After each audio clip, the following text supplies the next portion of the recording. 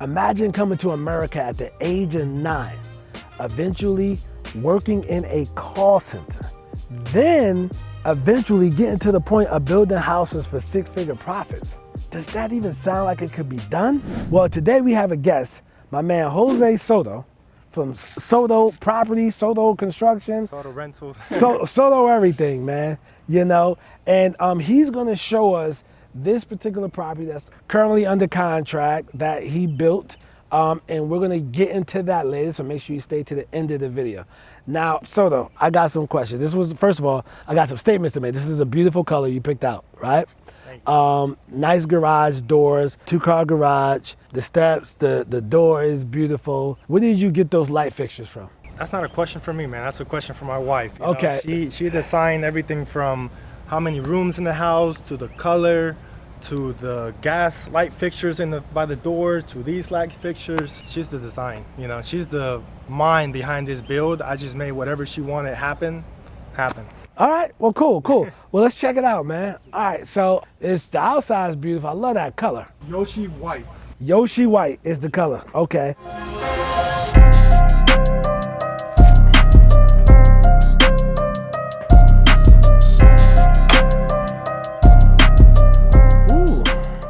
Beautiful, man. So as soon as I walk in, can't help but notice, but 23-foot ceilings those are? Yeah. All right, so high ceilings, living room space / dining area over here. Yeah, this will be the dining room. Okay, cool. Now, before we get started with this tour, how did you even get into real estate? Like you mentioned, you know, we were working at a call center. I was working at a call center. I went from working at the call center to working at home for the call center. And to me, that was the worst decision I've ever made. I was just bored out of my mind. I've watched everything on Netflix. So I decided to do some research on how I could make more money. And I went from stocks to, you know, day trading. Finally came across, you know, a forum that mentioned Bigger Pockets. And they mentioned the book, Rich Dad, Poor Dad. And that just, I mean, there's a switch in my head that just went off. I took action, man. I took action, and I went under a builder's wing and worked for him for free for 2 years. Yeah, 2 years in exchange for his knowledge, you know. I had a lot of people, including my wife, saying, hey, he's taking advantage of you. You're working till 8 p.m. You're working Sundays. He's not paying you. But I knew what I was learning, and every day I would go back and learn something else and learn something new, to the point where at the end of the 2 years, I was managing 11 builds at the same time for him, you know? So that's kind of how I went into real estate. You donated 2 years of your time, right, to this successful builder. Essentially, you were a project manager.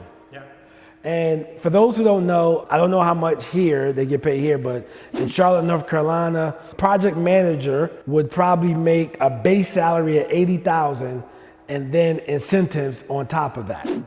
All right, so he did that 2 years for free. So essentially, you paid almost $200K in education, but you did it with time. And you did it from Monday to Sunday. Wow. There's days where we had to be up and early on Monday, so I would get there on Sunday, get the machines ready, get them moved to the correct job site. But if you think about it, people go to school for 4 years. Yeah. And they still pay money. I just did it different. You know? Yeah, you definitely did it different. You were at the call center. Now, when you did this 2 years for him for free, right? Mm-hmm. When you did that, did you quit the call center job or? The call center quit me. Call center quit you. Okay. I was so excited to be out there. Like if they were pouring concrete on a slab on Monday 2 p.m. and I got out of work at 7, I was out. Like I needed to be there. I needed to see what was being done. So eventually I did get fired from the call center. Thankfully, you know, my wife now had a job, and she took care of the house for the 2 years that I was there. She took care of the house. Yeah. Okay, so. Yeah. And having the right partner is key to not only your success, but anybody's success. 100%. Like you can either have somebody next to you that's bringing you down, or somebody that's pushing you and you know, having you do the best you can every day. So, and she would call me and she would say, hey, this man is taking advantage of you. Why aren't you bringing any money in the house? But at the same time, she would see me come back and tell her all the stories, everything I learned. It took her some time. I'm not gonna say it was like, hey, I'll pay the bills, you go do what you gotta do, but at the end of the day, it worked out perfect. Perfect. All right, so that Rich Dad Poor Dad book changed my life as well, man. I was in the call center. I got a call center background. It was terrible. I worked in the call center from 2008 to about 2011. My last job was a processing job. I got fired from that from September of 2012, and from there, I've been doing this business full time ever since, thankfully. But I volunteered for my RIA. I volunteered for about 2 years, but my volunteer was just getting coffee and drinks for the speakers and things like that so I can get into the Saturday meetings for free. So I used to volunteer for them, but you really went out there and got hands-on. Yeah. Well, I started, cleaning houses like this. He would have them ready, hey, go clean the garage, move every material that was left over from this house to the other house. Make sure the subdivision looks clean the street gutters, move all the sewer filters. And I slowly kept doing more and more things where he taught me how to operate the machines. He had me in his passenger seat, so I met all the inspectors. I met all the investors in the area. I was making relationships to the point where he would introduce me as his son. So I became, I had a rich dad, poor dad at that point. Literally. So till today I go there and they know me because of him, So, right. But yeah, I literally from cleaning houses to building them. Wow. Okay. So all right. Back to this. That's your dining room area, man. That story. That's for somebody who really wants it. You wanted success as bad as you wanted to breathe. All right. So we got the gas stove right here. What we're going to do now. This is the kitchen, right? Which is a beautiful kitchen. Had the sliding doors in the back. Now, this stove, that stove looks pretty expensive to me. How much did that stove cost? I don't know the exact figure, but I remember zoning out as soon as my wife said 6,000 something. I just zoned it out. I didn't want to argue. I didn't want to say anything. So it's around the $6,000. It's around $6,000. Okay. This looks like a microwave to me, right? This was my payback. This was my payback for her buying that stove right there. Right? Because she cooks, I don't cook. So if I want to do something, I'm gonna throw it in the air fryer and the microwave, and this does both. So this is around $3,000. $3,000 for the air fryer / microwave. Okay. All right. And this walk-in pantry, lot of counter space in there. A lot of counter space. And a lot of space for kitchen top appliances in here as well. The idea for this was we don't want any of the blender, the toaster, any of that stuff showing on the actual kitchen. So we'll just line everything up here. And that's why we have a prep sink right there too. So that's where we're gonna prepare all the food, have everything here, and then keep the main kitchen clean and the actual kitchen island sink clean. Yeah. Now we got a sink here and a sink here. Yeah, prep sink and then the regular sink over there. Prep sink. Prep sink. Okay. My man got his sink got a sink. Yeah. Essentially, you know what I mean? Before checking out the master, right? Let's go upstairs, right? Which I like what you did because when I noticed when I walked in this house, I didn't see stairs. Yeah, that was done on purpose. Okay. Yeah. All right, that was purposely done. Hitting stairs. Yeah, I hate walking into a house and the first thing I see is stairs going up and stuff. So yeah, that was removed. And my boy got the lights on side of the stairs up here, which is beautiful. So are those lights built in the plan, or you just told your electrician that you wanted them there? Yep, I told him too. Honestly, man, we walked so many houses under construction before we came up with this floor plan. Every Sunday we just go out to the nicer areas, walk constructions, and take notes on everything that we liked. And then at the end of that, maybe 3 months, we sat down and we started piecing together this house from like 20 other houses. So if we saw an island that we liked, we would measure it, take notes, like we want this in our house. If we saw those lights, we want this in our house, and then we turned that in to the architect and he made this floor plan. Wow, okay. This is one of the guest bedrooms. Recessed lights throughout the house. It has a walk-in closet. Nice windows outside. This is a hell of a neighborhood, y'all. And then we have another guest bedroom. This one, front of the house, walk-in closet. Yeah. Same thing, vaulted ceilings. Every room had to have vaulted ceilings for us for some reason. But I mean, they make rooms look bigger. Now let's check out the guest bathroom. Really nice shower. I like the gold fixtures. Who idea? That had to be your wife idea, right? oh, she loves all the gold stuff. Okay. Yeah, she loves all the gold. I don't like the gold, but she makes it look good, in my opinion. Like it's not like a shiny, cheap gold. Like she definitely matches it, with everything. So I think she did a really good job. She did a hell of a job. She did a hell of a job. She likes to do mixed metals, so there's gold and regular, In the house. Yeah, in that same bathroom actually. The mirror is silver, the other fixtures are gold. She mixes those. Wow. Somehow makes it look good. So. Yeah, I didn't know that was a thing either. So we got 3 bedrooms upstairs. This to me looks like could be a master because I got a closet and I got my bathroom right here, but this is the guest room. Nice size, walk-in closet. Yeah. And yeah, she did the mixed metals in here again. Yeah. So no tubs in the house except for the master. Yeah. Everything is, a walk-in shower. That was also a big thing for us. all right, y'all, look. We about to go to the master. This joint gonna blow you away, man. Watch what y'all see, like in this master. Wow. All right, so the master, bro, you set it off. You got these sliding doors right out the master to go to the backyard, okay? Vaulted ceilings. That's a hell of a chandelier there. Yeah. Very nice option. And I like the wood panel. Yeah.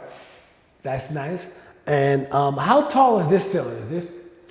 I couldn't tell you the exact number, Okay. honestly. I know she wanted the beams, the wood paneling.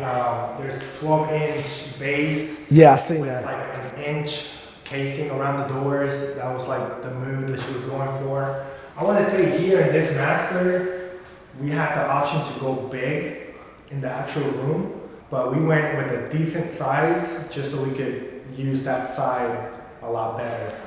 Absolutely. And you did. Yo, check out this bathroom. Yeah, we about to hit. Got the pocket doors, just to make it fancy. Wow.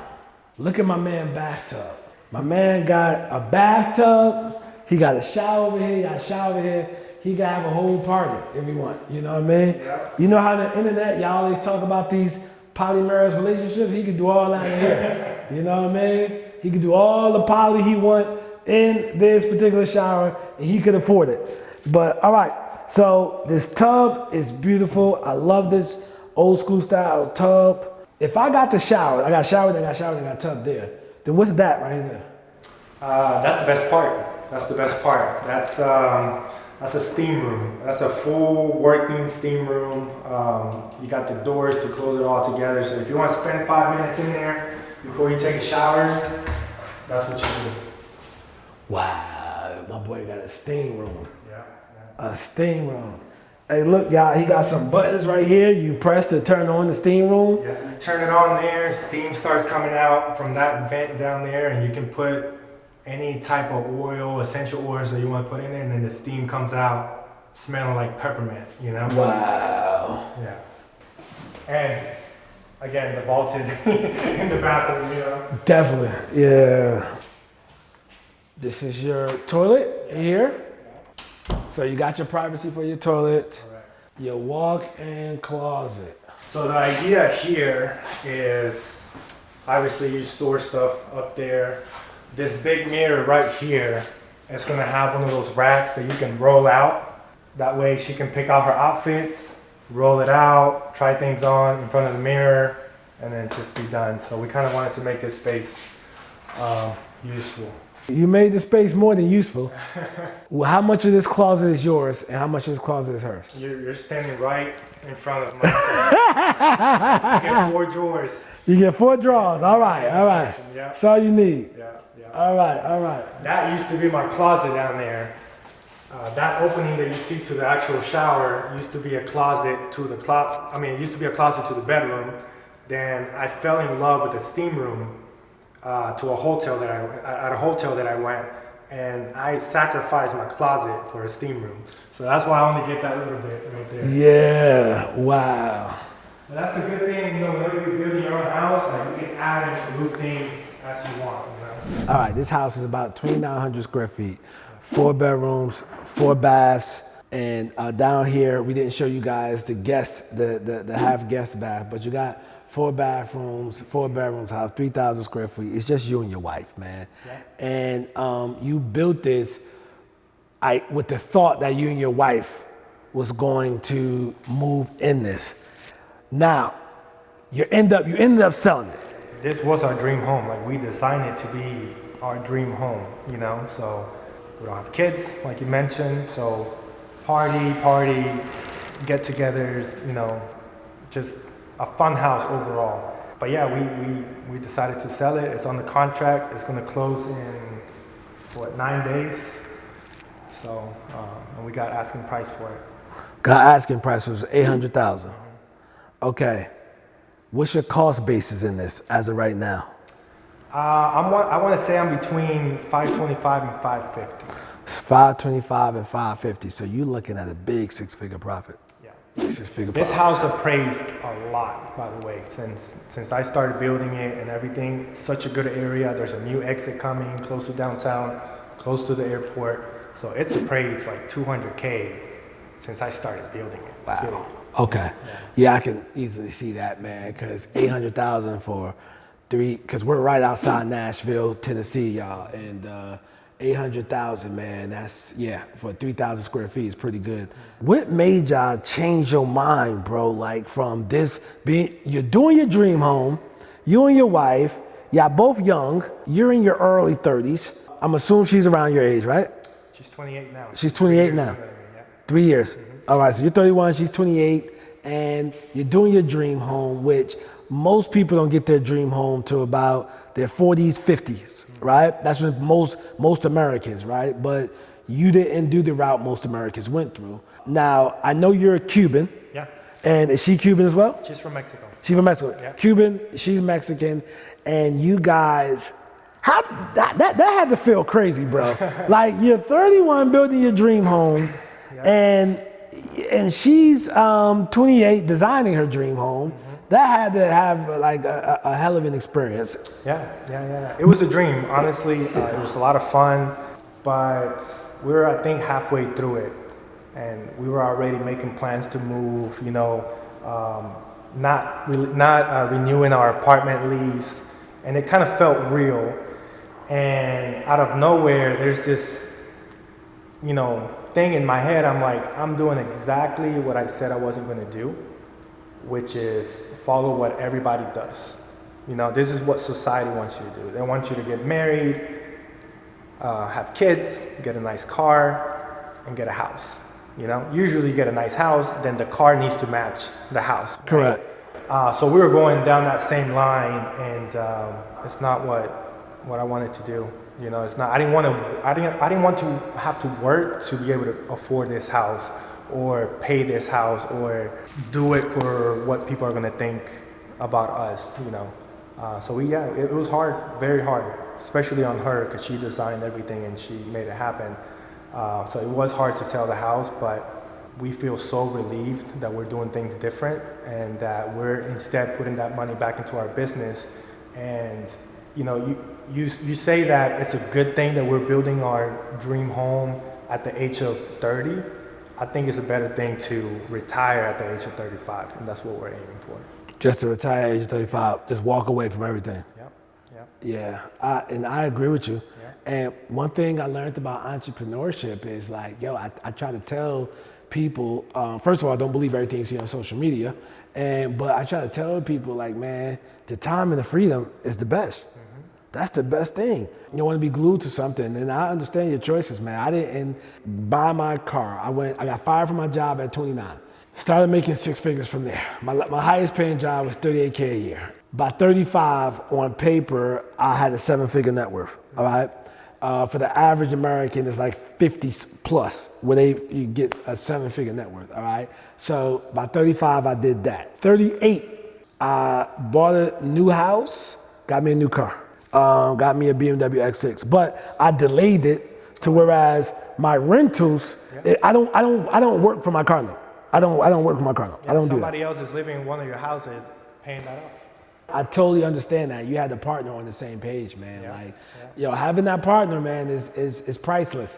So, wrapping this video up, man, you Cuban, you represent for the immigrants. A lot of people are going to be able to want to reach out to you. What's your IG, your TikToks, your most active social medias where you accept people?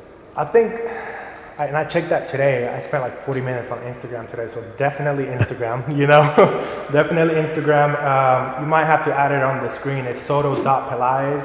Yeah, Instagram, you can message me on there. We'll follow each other, but that's the best place. All right, so follow his Instagram. Like, he's building his dream home at 31. His lady's 28. Come on, man. At 30, your dream home, bro? 30, come on, bro. That's insane. So, but nothing was given to him. He was an immigrant. So he was an immigrant. He eventually got a job as a call center as an adult, found himself an opportunity. He didn't give up on life. He didn't quit. And then he worked 2 years for free with some people, bro. With a guy that people would pay to have access to, because some of y'all wouldn't work for somebody for free for 2 weeks because you think that your opportunity has to have a paycheck attached to it. But that's not the case. It doesn't have a paycheck attached to it, man. Sometimes you got to get that information and be able to move on to your next move, and it's going to be your best move, which happened for him. And I'm sure you don't regret anything you did in that 2 years.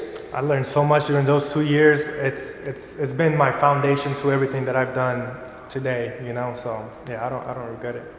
Right. So and it got him here today.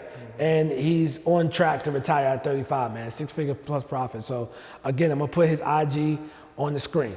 Now, listen, guys, I got a training coming up. What I'm gonna do is check out the pinned comment, check out that training I got coming out where I'm gonna show you how to get rid of that job and how I got rid of that job and give you the blueprint you need, all right? Also, comment below, man, like, are you motivated by this video? You ready to take over the world? And make sure y'all reach out to Soto. Listen, I'm gonna put a video right here, click on that. I'm Nasa, AKA the real estate guru. I'm not a guru, I'm a guru because I actually do this business. Peace.